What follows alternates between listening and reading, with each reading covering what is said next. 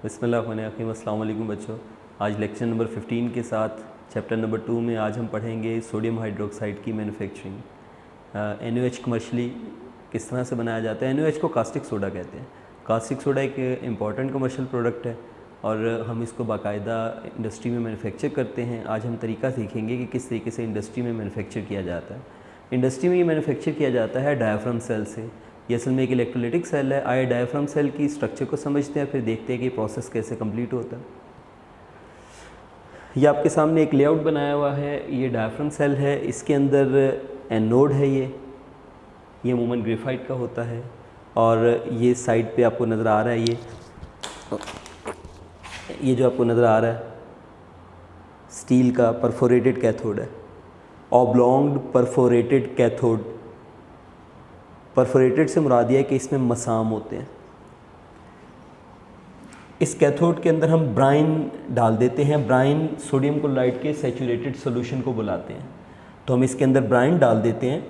ये ब्राइन यहाँ पे ज़्यादा देर स्टे नहीं करेगा। उसकी वजह यह है कि ये जो कैथोड है ये परफोरेटेड है, इसमें मसाम है और ये धीरे धीरे अंदर को रिश्ता रहेगा। इसको यहाँ पे स्टे करवाने के लिए कि ब्राइन यहाँ पे कुछ वक्त स्टे करे, इसके अंदर की साइड पे एस्बेस्टॉस की शीट लगा दी जाती है। वो भी पोरस होती है और वो कुछ देर तक इस ब्राइन को यानी NaCl सैचुरेटेड सॉल्यूशन को इसके अंदर स्टे करवा सकती है। नीचे ये कैच बेसिन है जहाँ पे कलेक्शन होगी। इसके अलावा क्लोरीन गैस जो है वो यहाँ से एस्केप करेगी और यहाँ से एक और गैस एस्केप करेगी, हाइड्रोजन गैस।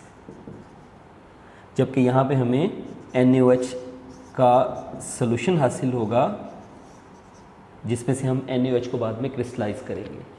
मैं दोबारा रिवाइज कर देता हूँ। हम NaOH यानी कास्टिक सोडा की फॉर्मेशन को पढ़ रहे हैं।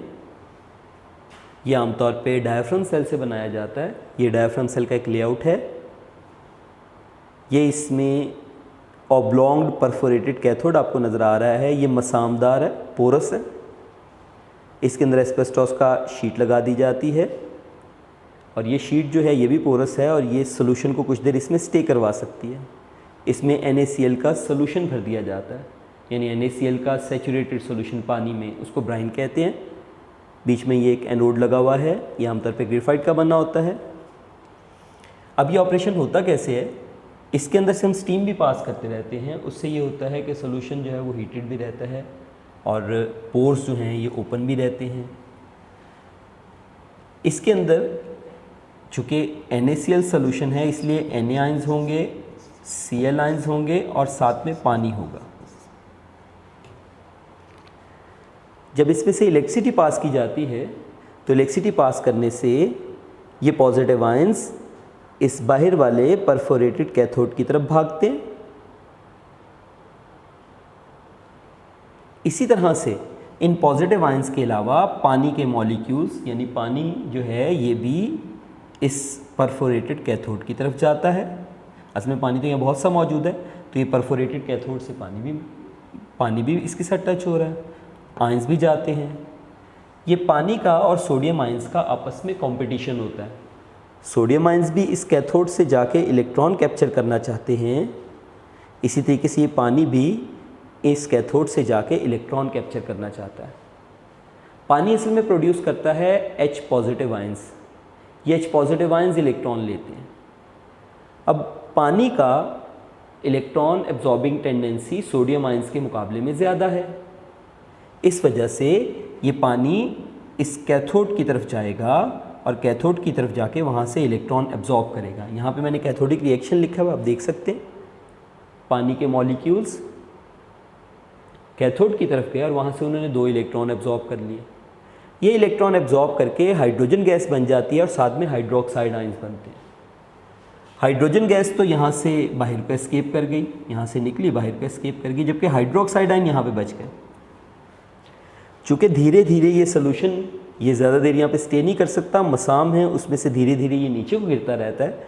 इसलिए ये जो सोडियम आयंस जो कि इलेक्ट्रॉन कैप्चर नहीं कर सके इस कैथोड से, सोडियम आयंस भी नीचे को गिर गए सॉल्यूशन के साथ। और जो पानी ने OH आयंस बनाए हैं पानी ने OH आयंस बनाए हैं, ये भी नीचे चले गए। तो नीचे सोल्यूशन में सोडियम आयंस होते हैं, बहुत से OH आयंस होते हैं। ये OH आयंस कहाँ से आए? ये पानी ने बनाए। ये पानी ने यहाँ से इलेक्ट्रॉन एब्जॉर्ब करके हाइड्रोजन गैस बन गया और OH आयंस नीचे को गिर गए, सोडियम आयंस भी नीचे को आ गए। इसी तरीके से कुछ क्लोराइड भी नीचे को आ जाते हैं, चूँकि सोल्यूशन स्टे नहीं ना करता, आहिस्ता आहिस्ता नीचे को पर्कुलेट करता है, तो कुछ थोड़े बहुत Cl आयंस भी आ जाते हैं। ये तो है कैथोडिक रिएक्शन। एनोडिक रिएक्शन में क्या होता है, हमने बताया कुछ Cl आयन नीचे को जो है वो ग्रेविटी की वजह से और कंसंट्रेशन ग्रेडियंट की वजह से नीचे को ट्रैवल करते हैं, मगर mostly Cl ion opposite side पे जाते हैं और ये एनोड पे जाके इलेक्ट्रॉन लूज़ करते हैं। Cl के पास आपको पता है इलेक्ट्रॉन लूज़ करने की एबिलिटी है, इसके पास इलेक्ट्रॉन है, ये जाके लूज़ करते हैं। ये मैंने एनोडिक रिएक्शन लिखा है, 2 Cl जो हैं ये 2 इलेक्ट्रॉन लूज़ करेंगे और क्लोरीन गैस बन के एस्केप कर जाएंगे। इस तरीके से इस सेल में रिएक्शन कंप्लीट होता है। Cl नेगेटिव आयंस एनोड की तरफ जाके इलेक्ट्रॉन लूज़ करके क्लोरीन गैस बन के एस्केप कर जाते हैं, जबकि पानी जो है वो कैथोड से इलेक्ट्रॉन गेन करके हाइड्रोजन गैस बन के एस्केप करता है। पानी बन जाता है OH आयंस और सोडियम नीचे। ये सोडियम हाइड्रोक्साइड की कंसंट्रेशन अंदर ज़्यादा होती है, जिसको बाद में हम क्रिस्टलाइज आउट कर लेते हैं इस सोल्यूशन में से। इसमें 1% के करीब इम्प्योरिटी यानी NaCl भी आ जाता है, मगर कमर्शियली हमारे लिए वायबल है, हम आसानी से इसको इस्तेमाल कर सकते हैं। मैं इस प्रोसेस को दोबारा रिवाइज़ कर देता हूँ। इस प्रोसेस में होता ये है कि ये जो हमने ब्राइन अंदर डाला हुआ है, सैचुरेटेड सोल्यूशन ऑफ NaCl, इसमें NaCl आयंस की फॉर्म में मौजूद है और साथ में पानी मौजूद है। जब इसमें से इलेक्ट्रिसिटी पास करते हैं तो ये Cl आयंस एनोड के पास जाते हैं, ये एनोड की तरफ जाके इलेक्ट्रॉन लूज़ करते हैं और क्लोरीन गैस बन के यहाँ से बाहर को बबल्स की फॉर्म में एस्केप कर गए और यहाँ से ये एस्केप कर गए। जबकि पानी और सोडियम आयंस का आपस में कंपटीशन होता है। पानी इलेक्ट्रॉन एब्जॉर्बिंग टेंडेंसी ज़्यादा रखता है क्योंकि ये H पॉजिटिव आयन प्रोड्यूस करता है, असल में electron H positive ion capture करते हैं। तो पानी जो है इसकी इलेक्ट्रॉन एब्जॉर्बिंग टेंडेंसी Na के मुकाबले में, पॉजिटिव आयंस के मुकाबले में ज़्यादा है। पानी वहाँ से जाके इलेक्ट्रॉन एब्जॉर्ब करता है और हाइड्रोजन गैस यहाँ से साइड से निकल के एस्केप कर गई। पानी बन गया OH, सोडियम आयंस भी मौजूद हैं, ये धीरे धीरे सोल्यूशन के साथ पर्कुलेट करते हैं नीचे को। नीचे कैच बेसन है जिसमें सोडियम और OH आयंस की मिकदार बहुत ज़्यादा है, कुछ हद तक Cl आयंस भी अंदर आ जाते हैं, ग्रेविटी और ग्रेडियंट की वजह से नीचे को गिर जाते हैं। इस सोल्यूशन को हम अगर क्रिस्टलाइज करें तो इसमें से NaOH को हासिल किया जा सकता है, मगर साथ में थोड़ी बहुत इम्प्योरिटी आएगी NaCl की 1% के करीब, जो कि कमर्शियली वायबल है, हम इसको इस्तेमाल कर सकते हैं कमर्शियल पर्पज़ के लिए। ये जो है ये वो मैन्युफैक्चरिंग प्रोसेस है जो अमूमन इंडस्ट्री में अडॉप्ट किया जाता है, मगर इसमें कुछ प्रॉब्लम्स हैं। अब उन प्रॉब्लम्स को कैसे रेक्टिफाई किया गया, आइए सबसे पहले समझते हैं कि इसमें प्रॉब्लम्स क्या हैं। ये मैंने नीचे प्रॉब्लम्स लिखे हुए हैं। अब होता यह है पहला प्रॉब्लम, जब पानी यहाँ से इलेक्ट्रॉन एब्जॉर्ब करता है तो आपको पता है पानी OH आयन बन जाता है, पानी बन गया OH। इसका मतलब इसमें जब ये प्रोसेस इलेक्ट्रिसिटी पास हो रही होती है तो अंदर OH आयन बन रहे होते हैं। ये OH आयन बहुत से नीचे को गिरते हैं, मगर कुछ OH आयंस चूँकि नेगेटिव चार्ज वाले हैं, हाइड्रोक्साइड हैं, ये ऊपर की सिमत ट्रैवल करना शुरू कर देते हैं और एनोड पे जाके इलेक्ट्रॉन लूज़ करते हैं। जिस तरह Cl लूज़ करता है ना इलेक्ट्रॉन, इस तरह OH जाके इलेक्ट्रॉन लूज़ कर देंगे। तो मैंने बताया कि 4 OH ये 4 इलेक्ट्रॉन लूज़ कर देते हैं एनोड, जिसके नतीजे में ऑक्सीजन गैस प्रोड्यूस होती है, साथ में पानी पैदा होता है, साथ में ऑक्सीजन गैस पैदा होती है। ये ऑक्सीजन गैस जो है एनोड पे जो पैदा हो रही है ये यहाँ से एस्केप करेगी, और ये एस्केप जब करेगी तो ये क्लोरीन गैस जो कि साथ बन रही है उसको कंटेमिनेट करेगी, ख़राब करेगी, हमारी बाय प्रोडक्ट स्पॉइल होगी। मैं फिर बताता हूँ आपको। जब ये प्रोसेस चल रहा होता है तो अंदर मौजूद पानी इसने जाके कैथोड से इलेक्ट्रॉन एब्जॉर्ब करने होते हैं और OH में बदलना होता है, तो ये पानी बन जाता है OH। मगर जब ये OH बन जाता है तो बहुत सा तो नीचे गिरता है ना, जो बाद में हम क्रिस्टलाइज करके सोडियम हाइड्रोक्साइड बनाते हैं। मगर बहुत से OH ऐसे हैं जो चांसेस मौजूद हैं ये क्या करते हैं, ये अपोजिट डायरेक्शन में जाते हैं एनोड की तरफ, वहाँ जाके इलेक्ट्रॉन लूज़ करते हैं और ऑक्सीजन गैस बना देते हैं। ये ऑक्सीजन गैस निकलती है, चूँकि यहाँ से क्लोरीन भी एस्केप हो रही है, Cl भी इलेक्ट्रॉन लूज़ कर रहे हैं वहाँ जाके, वो भी एस्केप हो रही है, क्लोरीन ऑक्सीजन मिक्स हो जाते हैं, कंटेमिनेट हो जाती है क्लोरीन गैस बाय प्रोडक्ट। दूसरे नंबर पे ये जो OH यहाँ पे पैदा होते हैं ये इस क्लोरीन गैस से जो बन गई है इससे रिएक्शन कर सकते हैं। ये जो पानी से OH आयन बनते हैं, ये जो क्लोरीन गैस, यहाँ पे क्लोरीन गैस क्यों, Cl नेगेटिव आयन एनोड पे जाके क्लोरीन गैस बना रहे हैं, तो ये OH आयन जो यहाँ बने हैं ये इस क्लोरीन से रिएक्शन करके डिफरेंट प्रोडक्ट्स बना देते हैं और ये सेल को ख़राब करती हैं, सेल मटेरियल को डैमेज करती हैं। तो यहाँ पे दो तरह के प्रॉब्लम हैं जिन्हें हमें एनकाउंटर करना पड़ता है, दोनों का ताल्लुक हाइड्रोक्साइड आयंस के साथ है। मैं फिर रिपीट कर देता हूँ। पानी, जब इलेक्ट्रोलिसिस का प्रोसेस हो रहा होता है, बिजली गुजर रही है, पानी ने बनना है, पानी जो है ये जाएगा कैथोड के पास और कैथोड के पास जाके इलेक्ट्रॉन लेगा और OH बन जाएगा। ये OH दो काम करता है, एक तो ये एनोड पे जाके इलेक्ट्रॉन रिलीज करके ऑक्सीजन गैस बनाता है, दूसरा ये OH जो यहाँ पे एनोड पे क्लोरीन बन रही है ऑलरेडी उसके साथ रिएक्शन कर जाता है। तो इनका सोल्यूशन कैसे निकाला जाए, इसका बाकायदा सोल्यूशन निकाला गया। इसके अंदर एक डायाफ्राम लगा के एस्बेस्टॉस का ये जो सेल है, इस सेल का मैं सिर्फ अब ये वाला हिस्सा ले रहा हूँ। ये जो आपको नज़र आ रहा है ये परफोरेटेड कैथोड का, ये थोड़ा सा बड़ा करके मैंने बना दिया है यहाँ पे, मगर इसमें और इसमें थोड़ा सा फ़र्क है। आप देख सकते हैं ये ओब्लॉन्ग्ड किस्म का परफोरेटेड कैथोड बाहर की तरफ है और यहाँ एनोड है। परफोरेटेड कैथोड और एनोड के दरमियान में NaCl का सॉल्यूशन है और कुछ नहीं है। अब हम इसी को अगर दूसरी साइड पे देखें चल के तो हमें नज़र आएगा ये वही कैथोड है, ऑब्लॉन्ग्ड कैथोड बाहर की तरफ, और ये वही एनोड है बीच में। अगर थोड़ा सा फिर वाज़े करके दिखा सके, थोड़ा सा इस साइड पे दोबारा दिखा सके, दरमियान में एनोड, साइडों पे कैथोड, दरमियान में सॉल्यूशन NaCl का। अब इसी को देखते हैं, दरमियान में एनोड है, साइडों पे ये कैथोड है और इसके दरमियान में क्या है, इसके दरमियान में एक हमने परफोरेशन लगा दिया, नहीं, ये परफोरेशन ये नहीं लगाई है, ये पहले वाले में मौजूद नहीं थी। ये अगर आप यहाँ पे देखिए, यहाँ पे एनोड और कैथोड के दरमियान में कोई परफोरेशन नज़र नहीं आ रही है आपको, एस्बेस्टॉस की कोई शीट नज़र नहीं आ रही। हाँ, इसके ऊपर लगी हुई है,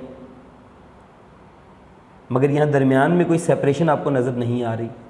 मगर हमने इन प्रॉब्लम्स की वजह से, जो हमने एनकाउंटर किए, उसकी वजह से दरमियान में एक और सेपरेशन कर दी।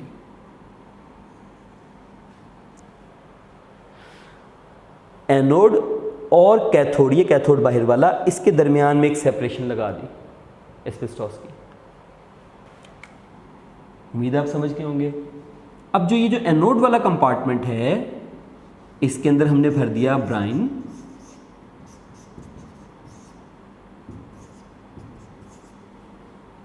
और ये जो बाहर कैथोड वाला कंपार्टमेंट है, इसमें भर दिया सिर्फ पानी।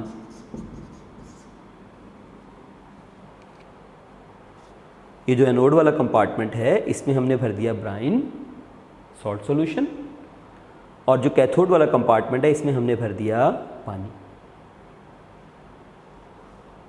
जो ब्राइन सॉल्यूशन वाला कंपार्टमेंट है, इसका लेवल ऊपर रखा, और जो दूसरा कंपार्टमेंट है पानी वाला, उसका लेवल नीचे रखा। ये देखिए आप लेवल। अब इसके हमें दो फायदे होंगे। नंबर एक,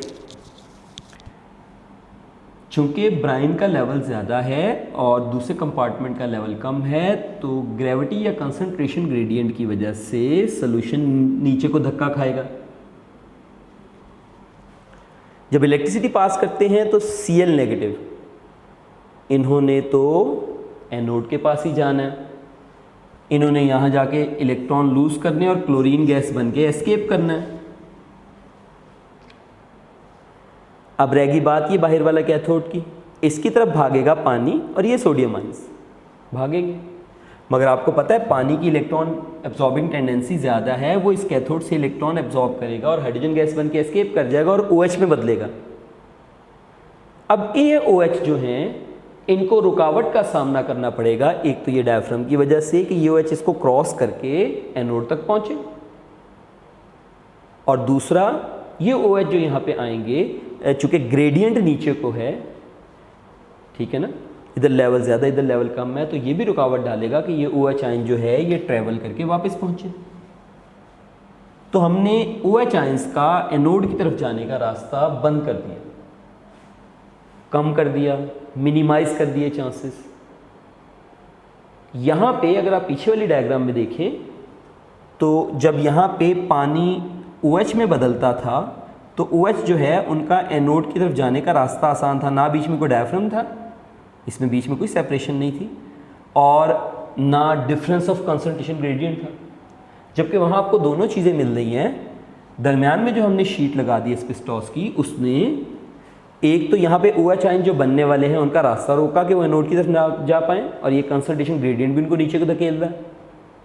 ऐसी सूरत में इस OH के एनोड की तरफ जाने के चांस कम हो जाते हैं, और वो जो प्रॉब्लम हमें सामना करने पड़ता है कि OH जो है क्लोरीन से रिएक्शन कर जाएगा, ये OH अपने इलेक्ट्रॉन देके ऑक्सीजन में बदल जाएगा, वो कम हो जाते हैं। इस तरह से हमने इन प्रॉब्लम्स के ऊपर काबू पाया। इसके नीचे वही कैच बेसन लगा हुआ है, यहाँ से सोल्यूशन परकोलेट करता रहेगा नीचे को, ये पानी से बनने वाले OH आयन भी नीचे आएंगे, सोडियम ने तो ऑलरेडी नीचे आ ही जाना है,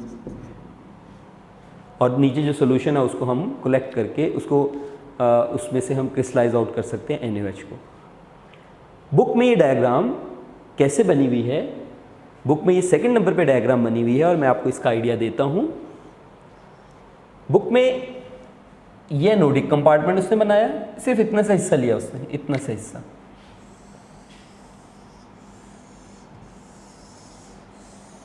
इतना हिस्सा उसने लिया है। अगर मैं बाकी हिस्सा मिटा दूं तो आपको ये ज़्यादा क्लियर हो जाएगा।